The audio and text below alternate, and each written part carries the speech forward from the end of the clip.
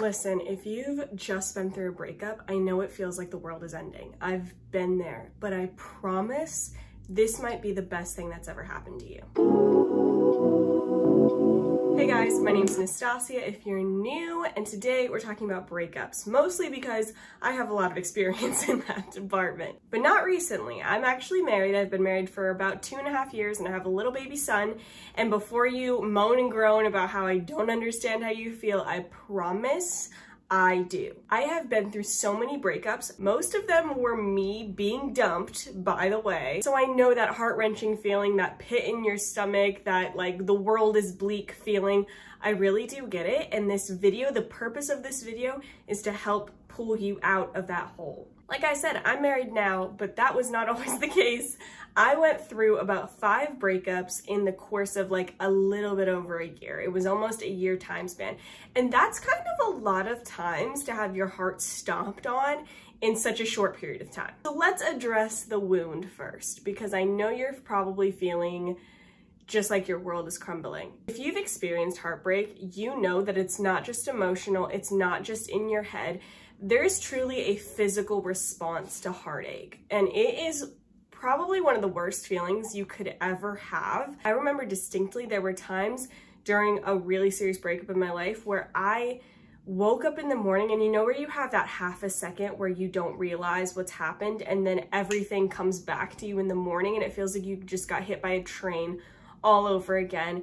It was so hard to get out of bed. It was so hard to go to my classes in college. It was so hard to continue on with my normal way of life when I was going through something that other people probably thought was so minor, but to me, it was just one of the worst things. And it also felt horrible feeling like I had to pretend like it wasn't that bad because other people who maybe hadn't gone through heartbreak or, you know, or who thought like, why are you so upset? It wasn't like a super long time or anything like that. I almost felt like I had to dull down my emotions to seem more normal to other people. I want to encourage you, you don't have to do that. You really don't. You can be in this state of grief and mourning right now. That's okay. It is possible for joy and grief to exist at the same time. That's the crazy thing about God, is that He can make that happen. So you can be fully thankful and trusting the Lord while still processing some really tough emotions. Just because you're upset doesn't mean you don't trust God. Just because you feel like the world is very gray doesn't mean that you know, are doubting who God is or anything like that. It's okay to make room for those feelings. So that's the first thing I want to tell you, is give yourself grace in this time. Don't be super strict about like, I don't know, if you're on a certain diet or anything like that. I mean, this is my personal opinion. I'm not saying forever, but like in those days after, like if you have a bowl of ice cream, if you have 2 bowls of ice cream, just chill, you know, just have the 2 bowls of ice cream, watch a good chick flick, have a good cry, sleep a little bit more. Those things are okay. I don't really think it's healthy to push people right away back into like the grind of everyday life of like, you know, okay, well, keep to your workout schedule, keep to this, keep to that. Like there are ebbs and flows to every season. You can take a few days to get your bearings, all right? Here's what I'm not saying though. I am not saying to give yourself a pass to be finding a rebound or to go to bars and get wasted or, you know, just to use people or whatever. I am not saying any of that. That is very different. I'm talking about snacking. So now that we've gotten past the initial like shock stage, I want to give you guys some advice that helped me in my post-breakup seasons. I had some great friends and some not so great friends during different breakup seasons, but my great friends gave me some really great wisdom, and I want to highlight that wisdom for you today. One thing that my friend told me when I was weeping on her couch over and over about this stupid breakup that, looking back, I'm like, why was I even that upset? But like, again, give yourself grace. That's not my point here. I remember I just kept telling her, I don't understand. I have been through so many breakups. Like, what is wrong with me? There has to be something wrong with me that I've gone through this many breakups in this small of a time period. And my friends know me, my family knows me. If there was actually something like really wrong that I was struggling with that was causing these guys to like have red flags about me, I know they would have told me, but it wasn't that. And she told me, Stas, it only takes one. It doesn't matter how many breakups you've been through. It doesn't matter if it wasn't that guy. It doesn't matter if it wasn't 1,000 guys, because it only takes one. You're not looking for 1,000 guys to love you. You're waiting for that one to love you that God has chosen for you. It doesn't matter if you've been through 1, 10, 20 breakups, or that you've liked a whole bunch of guys and their feelings haven't been reciprocated back to you. That doesn't matter, because you don't need them. You'll need the one. And the one God has for you will be for you. You don't have to spend extra time wondering why it wasn't that guy. You just have to remember that he wasn't the one, and all it takes is the one. The second thing she told me, which was really, really sweet, so I was, you know, upset and all this, and she's married. She was married at the time and is obviously still married today. And I remember just being so sad and depressed because like I wanted to be married so bad. I wanted marriage. I wanted that for me. She said, Stas, I know you're so upset right now, but one day it's going to be a Saturday morning. The sun's going to be shining. It's going to be warm outside, and you're going to be making pancakes with your husband. And this is going to be a distant memory, and you're going to be able to have so much joy in that moment, and you're going to remember this time where you felt heartbroken, but now you're making pancakes on a Saturday morning with orange juice and bacon with your husband who loves you so much. You have to hold on to that future thought of what's going to be, not what is right now. And the really cute thing is, she was my matron of honor at my wedding, and part of her speech was that. And it was, I'm literally getting choked up, but anyway, it was just the best thing ever, because now every time I make pancakes on a Saturday morning with my husband, I think about that. And the reason I bring it up is because when I was heartbroken, the videos that helped me were people on the other side of heartbreak, people who, you know, the Lord did bring them their husband and their heart felt whole again and all that. Like, that was so healing for me to see people who had gotten through it. And so that's why I'm like, I want to be that person for you. I got through it, so many of them, not even just one breakup, so many. And I have so much joy and security in my marriage now, like in the love we have, and we can make pancakes together. We get to snuggle every single day together. We get to, you know, I get sweet texts from him every single day.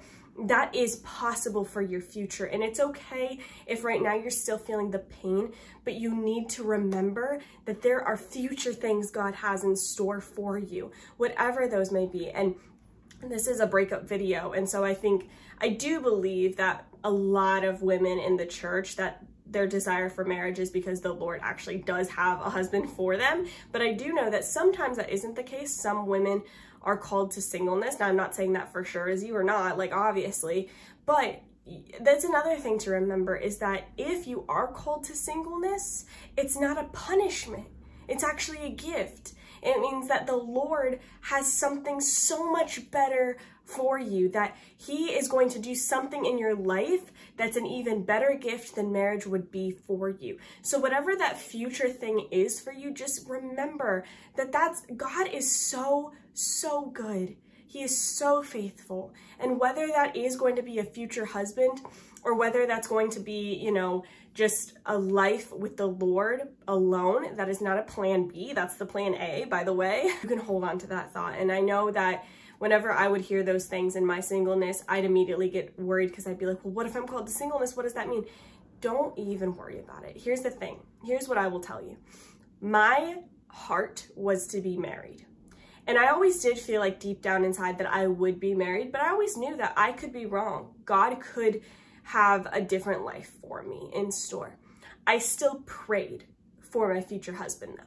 I still prayed to be married. I still prayed that to the Lord. I still gave those desires of my heart to him. And I still, you know, pictured a future where I was loved by a husband. That's not a bad thing to do. Even Jesus prayed, Lord, take this cup from me if it is your will, but not my will, but your will be done. So he actually prayed for something that ended up not being the Lord's will, not being the Father's will. Does that mean he sinned by praying for something that ended up not being God's plan? No, because he knew no matter what, I'm going to be okay, but I'm going to bring my desires to the Father. You're not going to be in trouble for praying for something that ends up not being God's will. You can bring your desires fully to the Lord. He actually commands us to do that. So if your desire is for marriage, continue doing that. And on to my next point, kind of going off of that, use this time to pray for your future husband. That was so healing for me when I was going through breakups, because even in times when I was dating certain guys and I thought maybe they could be my future husband, when I was praying for my future husband, I didn't put that person's name down. Like, I didn't fill in the blank. It was to my future husband. And I would write him letters, or I would just write him, I would be praying for him, but it would be like to him, but also the praying. I hope that makes sense. But I would spend a lot of that time, and it was very healing. There were a lot of tear-stained pages, but it was so healing for my heart, knowing that in that time of heartbreak, I was still praying for somebody that I believed was out there that I just hadn't met yet. And even if I thought those other guys were it didn't matter, because whoever God had for me, I'm praying for them right now. And on to the healing portion. I need you to know that every single heartbreak of my life felt like the world ending. And now I look back and I'm like, thank you, Lord, so much for doing that. Thank you for taking them away. Thank you for making them break up with me. Thank you for stopping that. Thank you for taking me out of that situation. I am truly grateful, truly. Like, so much so that if I could go back and tell my past self something, I wouldn't tell her anything, because every single breakup was necessary. Every single thing had to happen. God molded me and shaped me for my future husband through those breakups. I got a little healthier every time. I got more confident every time. So much so that the last breakup I went through right before my husband, even though it still hurt my heart, I was still crying. I was still sad. I was still confused. I handled it the best out of all the previous breakups. And that ended up being my last breakup ever. Because in the past I had been super angry, very angry at the person, and then back and forth and trying to get them back and all this stuff. And I was like, no more. I'm not doing that anymore. Even though I'm confused and this feels out of nowhere and I feel like, why doesn't anybody want me? I was like, I'm just gonna choose to trust God. Even though I don't feel like I want to right now, I'm gonna make that choice. And if a man can't see my worth, or if I'm not the one for him, I'm gonna let him go. And I'm gonna take it as a blessing that he was going to block me from the path to my future husband that the Lord has for me. And now that path is not blocked with him anymore. And so thank you and goodbye. Like, it is so important to try to remember that mindset. I know it's really, really hard. And that doesn't mean I didn't have hard days and go back and forth in my brain. But the point is, don't make any rash moves. Don't make any, 2 a.m. text messages saying, I want you back, or this or that, or sending old texts. Literally delete his number, okay? Delete it. We'll block it first, then delete the number. Do not follow him on social media, or if you don't want it to seem weird, then just mute all of his stuff so you can't see anything. Do not stay friends with your ex. Okay, like, I know that this seems like controversial. I don't care. This is truly the healthiest advice, and nobody gives it anymore. Don't be friends with your ex. Don't follow him on social media. Don't text him. Don't keep his number. Okay? Okay. I understand that there might be some outliers to those rules, but 95% of the time, those rules apply. It is healthiest for you. It is healthiest for him. You need to be able to mourn and move on and heal fully. And then maybe in the future sometime, I'm still not a proponent of being friends with your exes, but maybe in the future, you'll be able to be civil. If you guys go to the same church or something like that, it won't be weird, whatever. After the healing is done. Some encouragement. You're gonna be okay. Right now, it hurts a lot. Right now, it might hurt so bad that you can't imagine a day of it not hurting. You might think to yourself, but I don't want to pray for another guy. I don't want to pray for a future husband. I don't even want to think about that. I don't want somebody else. I wanted him. I wanted him to be the future husband. I understand that, but one day, you'll be so glad it wasn't him. You'll be so glad. I know it seems impossible because I've been where you are so many times. In the Bible, the Lord says, you do not understand what I'm doing now, but one day you will. And you gotta hold on to that. You don't have to feel something in order to trust it. Even if you know it's the Lord's will, sometimes you might not feel like it is, you can still choose to walk in it, and you can still choose to trust that what he says is true and it is good for you. It hurts right now. One day it's gonna start hurting less, and then less, and then less. You might have a couple days where it spikes, but it will come back down. One day it's not gonna hurt at all. One day you're not gonna think about them anymore. One day when you find out that they're married with kids or whatever, you're literally, it won't even be a second thought. You'll probably chuckle to yourself and be like, Stas was right. I'm glad I didn't marry him. Okay that it's not okay right now. One day it will be though. And that's why I want you to hold on to hope. And I think, you know, something that isn't helpful is to force people who are grieving or going through a hard time, especially a breakup, to force them into seeing the color of life again. I don't think it's helpful to try to be like, but think of all the things you're grateful for. Like, I'm not saying don't be grateful, don't practice gratitude. I think that is important, but it's kind of a different way. Like when I was going through some of the hardest breakups, really just the hardest breakup of my life, everything felt so dark that like when the sun was shining, it was worse. Like I wanted it to be gray and gloomy and rainy and dark outside because I wanted something to reflect the way I felt inside. It being sunny felt wrong. Blue skies felt wrong. It being warm out felt wrong. I also hated when it was gloomy, but it was like, it was just this weird place in my head. Grief is a very odd thing. And I remember my friend at the time, she would come over every single day. I don't even know how she passed her class. I don't know how I passed my classes, but she would come over to my house every single day. And she would just sit with me while I cried, and we would watch movies together, and we would have snacks, and I would reiterate the same things, word vomiting over and over how sad I was. And she was so patient. She was so kind. She was also in my wedding then, eventually down the line. But that was one of the most healing things ever. But I had some other friends at that time who wanted me to get over it faster, who, you know, I heard them talking about me about how I was always crying all the time, and it was just so annoying to them. And I confronted them about it, and they felt bad. But it really taught me lessons of how to deal with people's grief in the moment and what a good and bad example looks like. So I want to encourage you that I am not here saying to cry less or to mourn less or to grieve less. That's actually really bad for you. If you stuff down your emotions, they can cause literal like health issues because they can produce more cortisol in you. Like, you have to let those things out. But there's ways to do it that are healthy. Exercise is a good way. I'm not saying to do it to like be something, just like exercising to release, you know? And it is important to fuel your body with enough nutrients.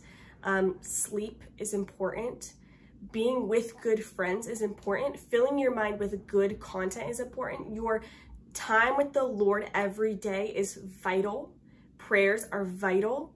And I would suggest find a couple people in your life that you truly trust. Not a lot of people, maybe 3 that you really, really trust, and you know that they love you and they love Jesus. And tell them like, I'm not gonna be okay for a while, and I need to know if I can just word vomit talk to you about this for you know, the next few weeks or whatever. You don't have to really respond with much. I just need you to be there for me. Is that okay? And if they say yes, go to those people when you're sad. Text them, call them, hang out with them.